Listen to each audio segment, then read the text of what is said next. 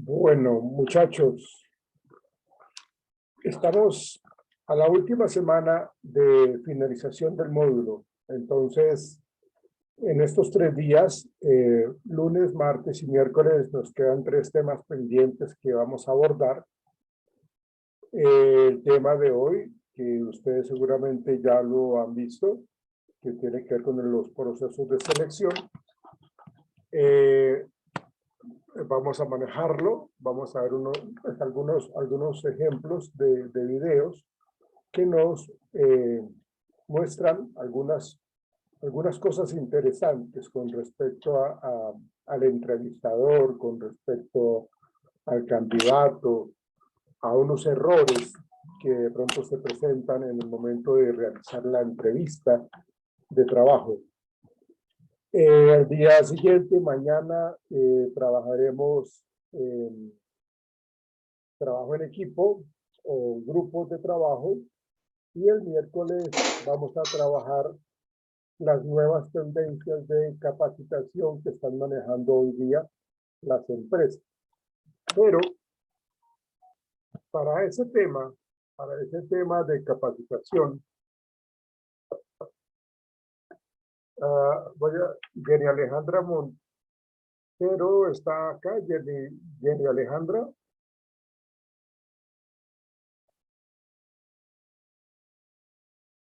No. Ana Leticia Uribe. Tampoco. Profe, perdón, interrumpirlo, buenas noches. Hola, Anet, cuéntame. Profe, Jenny me estuvo comentando una de las compañeras que Jenny dijo que había aplazado, entonces que ella no continuaba. Ah, perfecto, gracias por comentarme, ese dato es supremamente importante. Bueno, profe. ¿Qué sabes de Ana Leticia, Anet? Bueno, la compañera Leticia, bueno, ella fue la que el viernes tuvo el problema del internet, pero sí, ella hoy no sé. No ha ingresado. Y Laura Cristina Pérez. Ella fue la que estaba también en el grupo, profe, que no pudo presentar por problemas de internet también. Bueno, Profe, qué pena, lo interrumpo. Yo tenía una preguntita. Para el día miércoles, pues empieza el paro prácticamente, digamos, indefinido, entre comillas, esperando. Y yo pregunto si ese día la universidad va a tener clases normales, porque pues yo voy a participar en el paro y sé que hay muchas personas que mediante el recorrido de vuelta a casa de su trabajo tal vez no lleguen a tiempo a la clase. Entonces, no sé si ese día la clase va a ser normal. Pues claro que va a ser normal. De hecho, yo sé que nosotros como compatriotas, como ciudadanos, como colombianos, tenemos que estar en contra de muchas cosas negativas a nivel del gobierno. La época sería totalmente diferente en cuanto a que no existiese pandemia. Eso es lo que a mí me preocupa muchísimo, porque la gente o sea, se están prohibiendo un poco de cosas, pero el paro no se está prohibiendo. Lógicamente, todos los sindicatos tienen derecho a la libre expresión y tienen derecho al paro, a caminar por los derechos de los colombianos. Pero la cuestión es que estamos con este COVID tan alborotado, con estas nuevas cepas británica y brasilera, que realmente nos preocupa muchísimo. ¿Cuánta gente no ha fallecido precisamente por eso? Sí, la gente tiene muchas ganas de paro, pero como les digo, es algo riesgoso, es algo supremamente peligroso, porque ahora se están contagiando también los muchachos, los jóvenes, ¿ves? Entonces, una de las cosas que están solicitando el área de la salud, nosotros, los que trabajamos en salud, estamos solicitando es que precisamente se suspenda ese paro, porque pues, los hospitales, las clínicas, las UCI ya no están dando abasto. Y lo otro es de que pues, se tiene que tomar ya las decisiones éticas que tienen que tomar los galenos para decir a quién atienden y a quién no. Entonces, si nosotros estamos así como estamos por lo de la salida de Semana Santa, entonces imagínense ustedes el día miércoles del paro, ¿qué va a pasar? Eso es lo que preocupa, eso es lo que es como genera temor. La verdad, esto es temor como tal, no es otra cosa diferente a que esto, o sea, si nosotros no tenemos cuidado, esto se nos alarga a una cuarta, a un quinto pico, sexto pico, y así vamos a estar pasando todo este año. Entonces, eso es lo delicado. Con respecto a lo que tú dices, pues la clase se va a asumir tal cual. O sea, la decisión de cada quien de ir a ese paro es totalmente individual, pero la clase se corre común y corriente, es decir, se va a asistir a clase porque precisamente lo estamos haciendo de una manera virtual. Si no estuviese esta oportunidad, seguramente la aplazaríamos. Pero resulta que la nueva orden es de que la alternancia se detenga, que se va a asumir las clases de una manera virtual. Entonces, eso es lo que estamos haciendo. Entonces, la clase se va a dar común y corriente. Pero, pues, a manera de sugerencia y de todo corazón y con todo respeto por el derecho al paro, lo que yo digo es que deberían obviar salir a eso. Ustedes no saben lo peligroso que es. O sea, no saben lo difícil que es para las personas que se les han muerto familiares por estar teniendo visitas de familia, visitas a los amigos, saliendo, todas estas actividades que están prohibidas. Entonces, yo, con la mano en el corazón, solicitaría que ustedes tuvieran más conciencia hacia su propia vida, hacia su propia salud y la de los suyos. Que esto es grave, o sea, esto es, o sea, los médicos están entrando en un pánico impresionante, porque precisamente están trabajando todos los días y estamos hablando de una gran cantidad de contagiados. 17.000. Esta mañana yo leí esa cifra de 17.000 y punta de contagiados. Y nuevamente una gran cantidad de fallecidos. Entonces, eso hay que reconsiderarlo. Es que se unen esas dos cosas y realmente hay que considerar. Pero la pregunta que tú me haces, Alejandra, es ¿qué hay que hacer? Hay que hacer. Ya es decisión de cada quien si van y caminan por el paro, pero están siendo un poco, con todo respeto lo digo, inconscientes con eso. Y con sus familiares, la verdad que sí. Bien, muchachos. Ya ingresaría Laura, Cristina, Ana Leticia, Anet, no la hemos visto, ¿no? Por ahí. No, señor.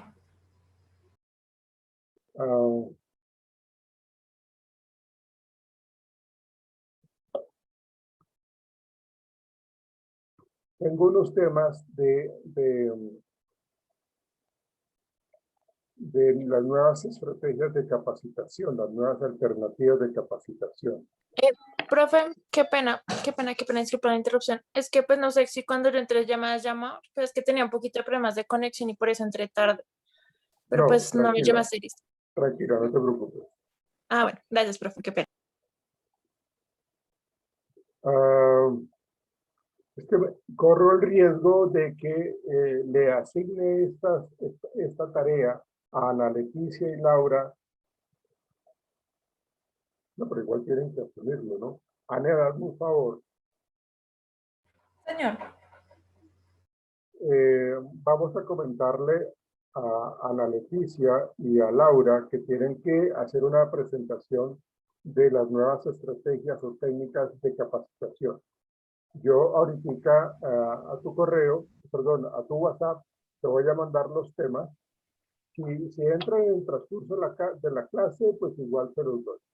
Si no, te lo envío a ti para que se los hagas llegar a ella, para que para el miércoles lo asuman. O sea, tienen que hacer una presentación de esas diferentes estrategias del tema de capacitación. ¿Listo? Listo, sí, señor. Bueno, Anedótica, no te me vayas a ir sin que hablemos al respecto si los niños no han llegado. Listo, profe. Ok.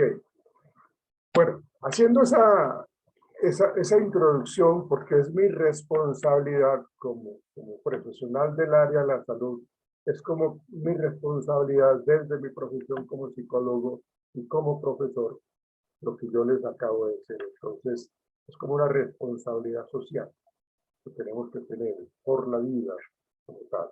Tengan cuidado, muchachos. Bien. Ustedes ya han manejado el tema de los procesos de selección, ¿cierto? Con la gestión de talento humano, ¿cierto que sí? Sí, señor. Bueno, vamos a hablar rápidamente, pues precisamente de esos temas de estrategias de selección y la contratación de talentos.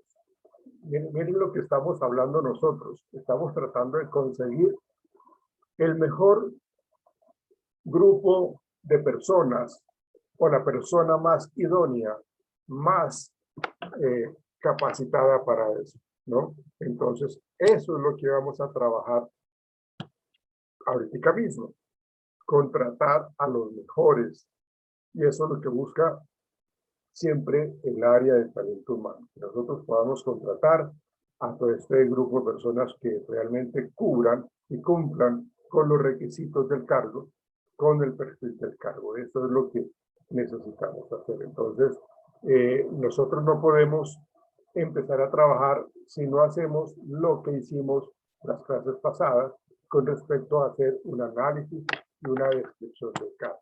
Entonces, ahí en ese caso, cuando nosotros hablamos de ese proceso integral de reclutamiento y de selección, pues tenemos que planear las cosas de una manera muy organizada, estructurada, un paso a paso para poder allá llevar a cabo, pues, como ese tema.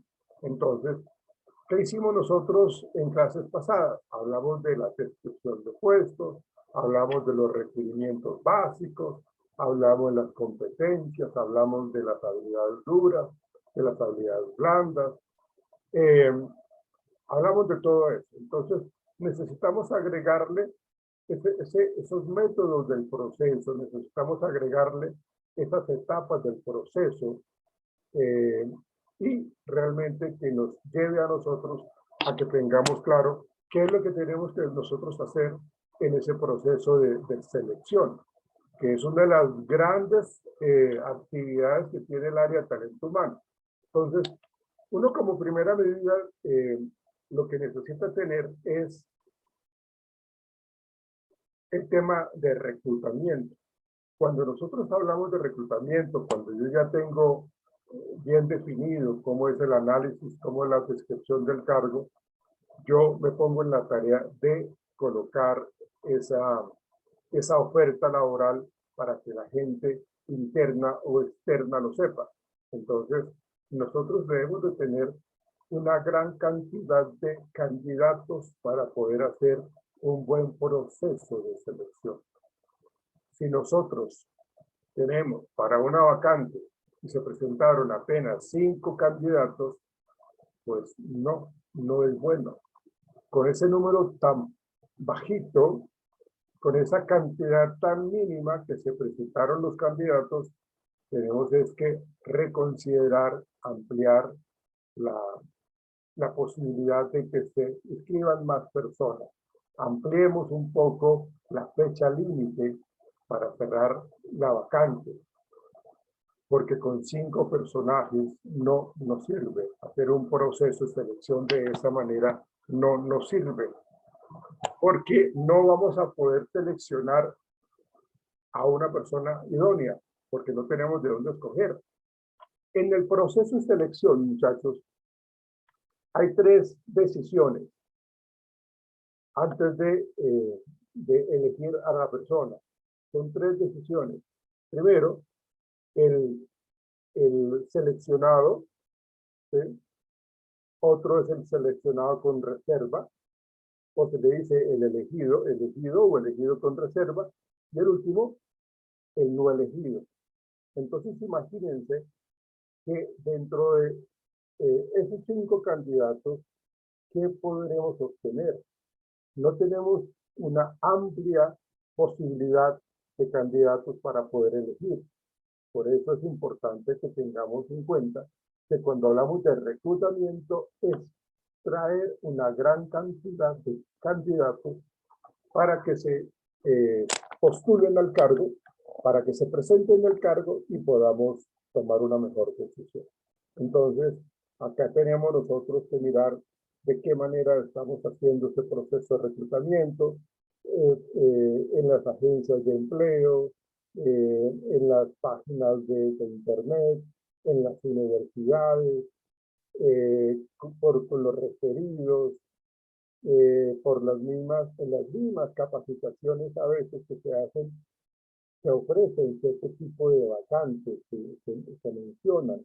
Entonces, estamos hablando de que para que exista un buen número de candidatos, tenemos que hacer uso de unas fuentes de reclutamiento muy importantes, ¿sí? Entonces vamos a hacer esas, ¿no? Vamos a tener como estas posibilidades que yo les acabo de mencionar para que las personas se postulen, para que envíen su hoja de vida, ¿sí? Luego, después de que ya tenemos ese reclutamiento, pasamos a otro aspecto muy importante y es el de la selección como tal. Digamos que esto es como la columna vertebral del área de talento humano, como yo les decía, porque es lo que implica una herramienta muy poderosa para que una empresa, para que una organización salga avante o se quede en el intento. Entonces, realmente, cuando hablamos de la selección y cuando tenemos esa gran cantidad de candidatos, entonces, ¿qué hacemos nosotros? Hacemos una preselección de las hojas de vida.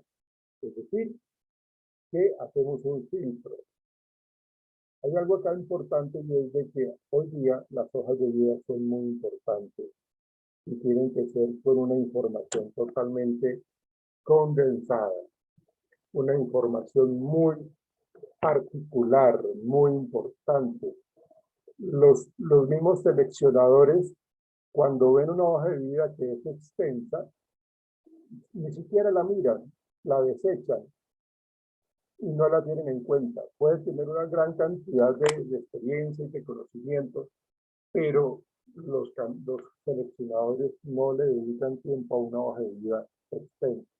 Entonces, una hoja de vida puede ser máximo, pero exageradamente más. Exagerado, 3 hojas, pero exageradamente. Con 2 hojas está bien, ¿sí?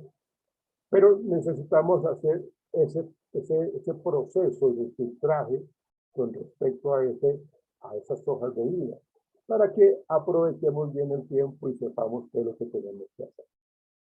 Luego, una vez ya tenemos esa preselección, pasamos a lo que es la entrevista inicial. Esa entrevista inicial. Aquí hay algo que mencionar muy importante y es que cuando hablamos de la entrevista inicial, hay una serie de entrevistas que son la estructurada, la semiestructurada y la de pregunta abierta. ¿Sí? Aquí lo importante es que el entrevistador prepare muy bien la entrevista, que no llegue al momento de la entrevista y se ponga a hacer preguntas carentes de sentido, hacer preguntas que no cubren realmente o no evalúan si la persona está siendo apta para el cargo. Entonces, se debe hacer un cuerpo de la entrevista, se debe diseñar de antemano la entrevista para poder apuntar a las preguntas que nos van a ayudar a conocer más del candidato, ¿sí?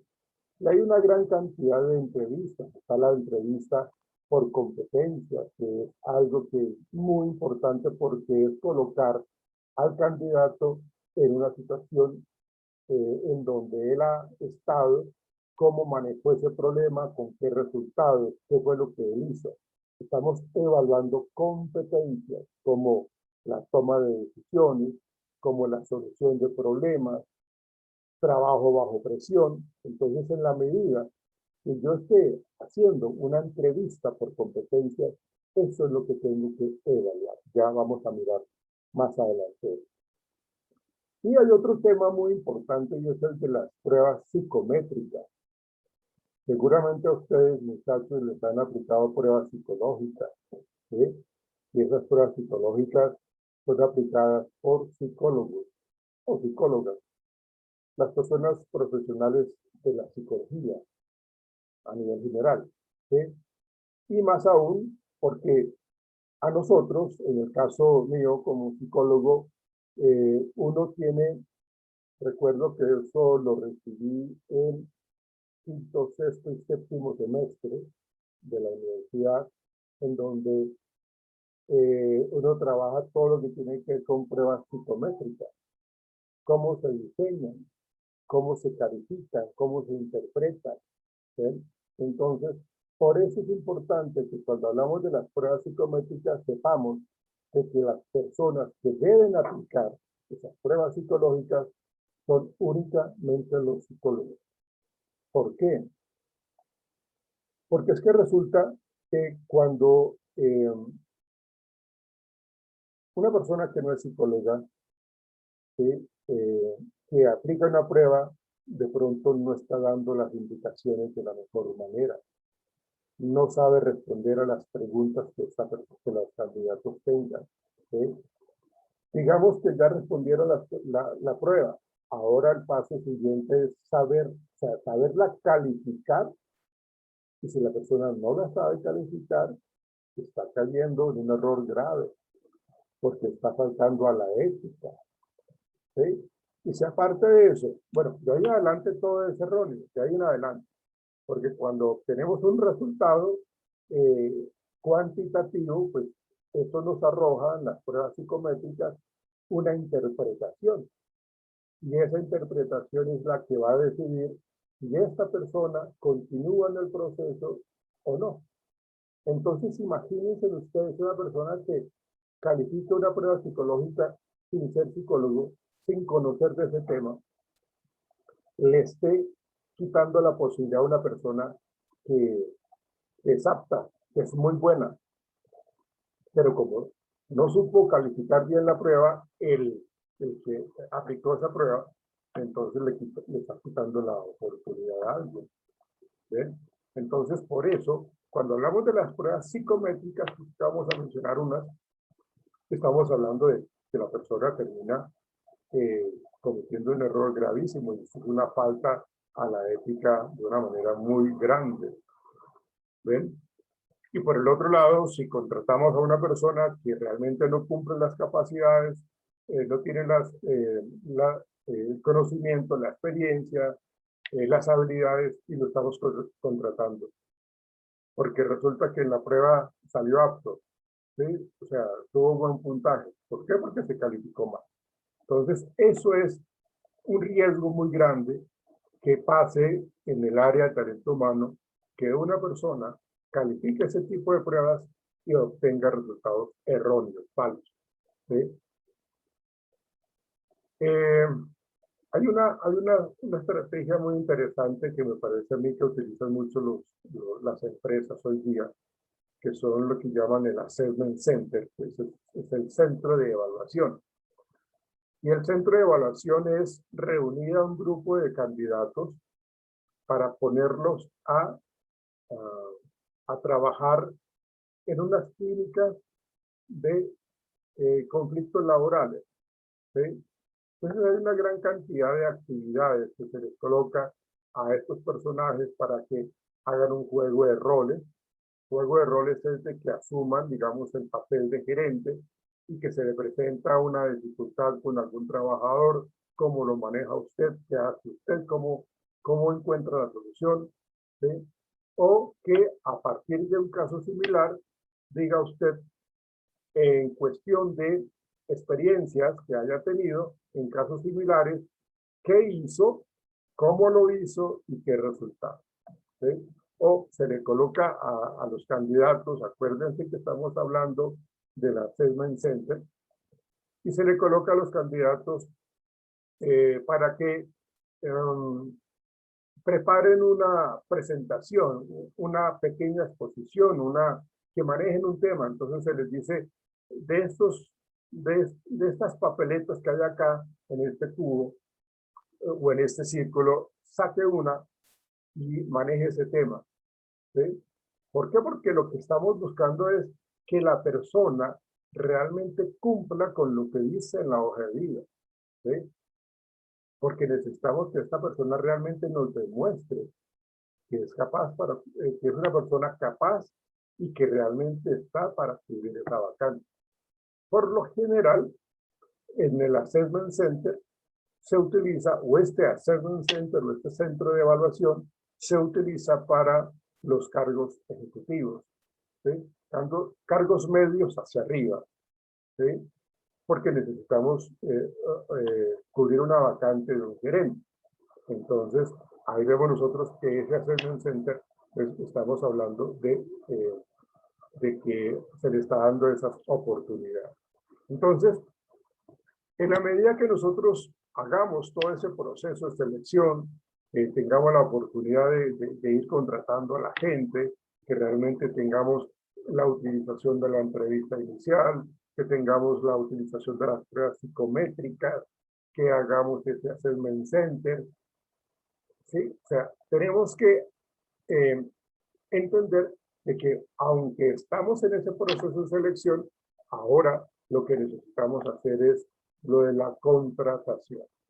Cuando hablamos de la contratación es pues ya manejos más de políticas organizacionales, de qué tipo de contrato se le está ofreciendo al candidato, cuál es en la parte salarial, cuáles son sus beneficios, que traiga los documentos, quiénes va a afiliar, qué EPS va a coger, o qué ARL tiene la empresa. Bueno, hay una gran cantidad de cuestiones allí que se necesitan trabajar en ese proceso de la contratación, es coordinar todo ese proceso, ¿sí?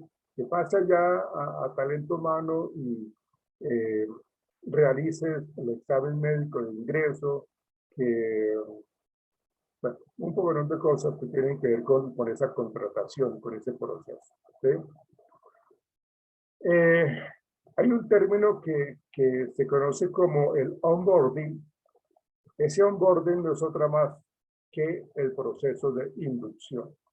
Inducción es que las personas que ingresan a la compañía, a la empresa, conozcan la historia de la empresa, conozcan a los fundadores, conozcan la misión, la visión, en dónde va a estar ubicado su puesto, ¿sí? Entonces le hacen un recorrido por la empresa, lo van presentando, mire, esto es fulanito de tal, va a ocupar el cargo tal, entonces démosle la bienvenida, entonces le hacen el recorrido por toda la empresa para que la persona pues conozca en ese proceso de inducción. Y ahí estará entonces haciendo las preguntas necesarias. ¿Sí? Fíjense cómo entonces cuando hablamos nosotros de ese proceso integral, estamos hablando de planeación, de reclutamiento, de selección, de contratación y del onboarding, que es el proceso de inducción. Y lógicamente hay que hacerle el seguimiento también. O sea, el proceso de selección no termina con la selección misma, sino que se le tiene que hacer inclusive seguimiento. Y son los 3 meses de periodo de prueba para mirar a ver quién es la persona, cómo se ha adaptado, si le ha sido fácil o si le ha sido difícil. Entonces, ahí vemos nosotros esa parte. Hay dos temas interesantes cuando hablamos nosotros de las fases de reclutamiento. ¿Sí? Nosotros tenemos que entender de que toda empresa lo que quiere atraer a su compañía es el mejor talento, la mejor capacidad intelectual y la mejor persona para ocupar un cargo de eso. Entonces, digamos que es como una guerra por el talento, ¿no? Que tratamos de introducir de una manera importante a nuestros trabajadores para que nosotros podamos adquirir a ese personal, ¿sí? Pero entonces, ¿cómo lo hacemos? Cuando nosotros hablamos del reclutamiento interno, perdón, del reclutamiento, tenemos que dividirlo en dos aspectos. Estamos hablando del reclutamiento interno y el reclutamiento externo, ¿sí?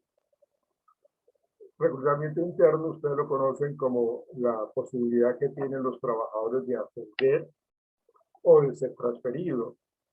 Si estamos hablando de ascender, entonces es de una manera vertical, ¿sí? Y si estamos hablando de la transferencia, es de una manera horizontal, ¿sí? De tal manera que nosotros tengamos la posibilidad de entender cómo se le va a dar esta posibilidad al candidato, ¿sí? Hay una vacante, pero lo que primero vamos a hacer nosotros en la organización es mirar hacia el interior de la empresa. Y eso es una ayuda inmensa, eso es una ayuda impresionantemente buena y grande porque le ayuda a la empresa a disminuir costos. Tiene unas ventajas y lógicamente tiene unas desventajas, ¿no? Las competencias demostradas en el contexto por la persona que está trabajando, ya sabemos cómo trabaja, pero la desventaja es de que pues de pronto estamos dejando de contratar personas que oxigenen la empresa, sangre nueva, ¿sí? Entonces, ahí vemos nosotros como que conocemos muy bien al trabajador, pero la desventaja es de que, pues, bueno, podríamos tener mejor gente, ¿no? Por eso yo tengo que mirar de qué manera podemos tener en cuenta ese reclutamiento interno. En la identificación con valores, cultura, estrategia organizacional. Es decir, de que en esta parte yo me ahorro muchísimo tiempo en cuanto al proceso de inducción. ¿Por qué? Pues porque ya la persona conoce los valores, conoce la cultura, conoce la estrategia organizacional. Y nosotros también sabemos de que este candidato interno pues ya tiene sus valores, ya tiene esa cultura organizacional, ya se identifica con nosotros, ¿sí? Entonces, ahí vemos nosotros como que esa ventaja es importante, ¿sí? Cuando hablamos nosotros de una desventaja en este sentido, hablamos de esa determinación del potencial. ¿Qué tan adaptada está esta persona realmente? ¿Realmente sí está dando su potencial al máximo? ¿O por el contrario, se está generando un proceso pues como erróneo que realmente lo que hace es no cubrir con las expectativas del cargo, ¿sí? De otra parte, estamos hablando de ese reclutamiento interno, ¿sí?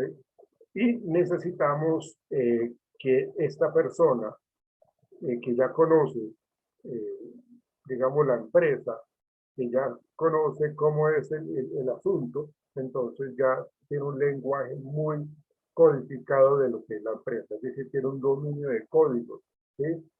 Entonces, ahí vemos nosotros esa parte.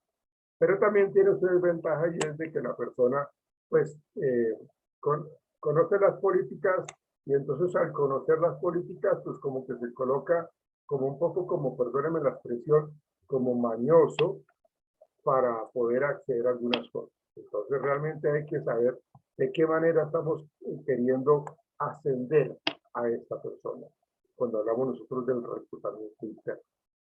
Pero tiene unas muy buenas ventajas, que es la que yo les estaba planteando, que es la que yo les estaba diciendo, que le permiten a la empresa ahorrar tiempo, ahorrar dinero, ¿sí? Ahorrarse en costos con respecto al proceso de inducción, que esto lleva mucho tiempo.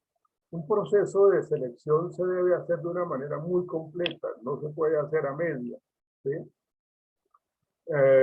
¿Por qué? Pues porque muchas veces, a veces hay empresas que contratan outsourcing y hacen procesos de selección supremamente cojos.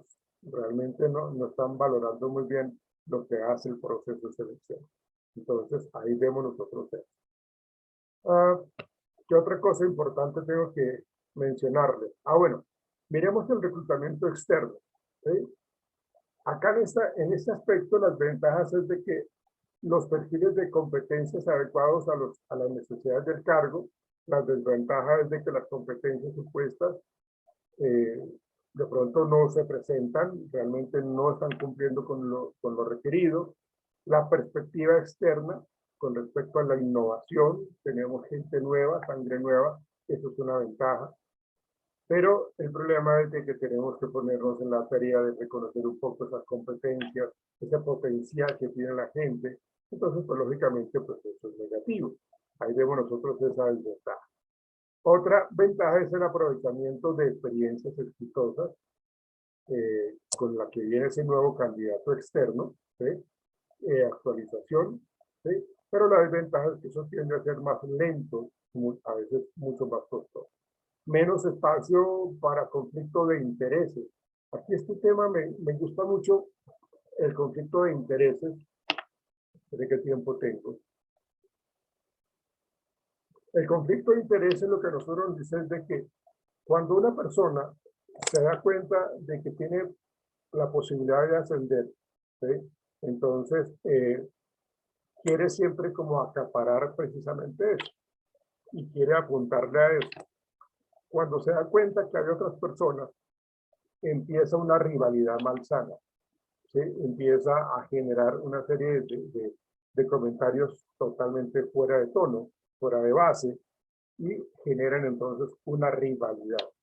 Esos conflictos de intereses pues llevan a que las cosas no se terminen bien. Por ejemplo, si la persona se entera de que no es seleccionado, pues entonces empieza a generar un ambiente totalmente negativo en su contexto laboral, en el área donde trabaja, ¿sí? Porque él decía que tenía la experiencia, que tenía el conocimiento, que era amiguísimo de tal persona, y resulta que todo eso para nada le sirvió. Entonces, pues lógicamente eso lleva a que la persona se desmotive, pero que también genere un problema grandísimo con él. Voy a cortar acá y ya retomo. Ya nos volvemos a ver, muchachos, y ya nos va a sacar la plataforma.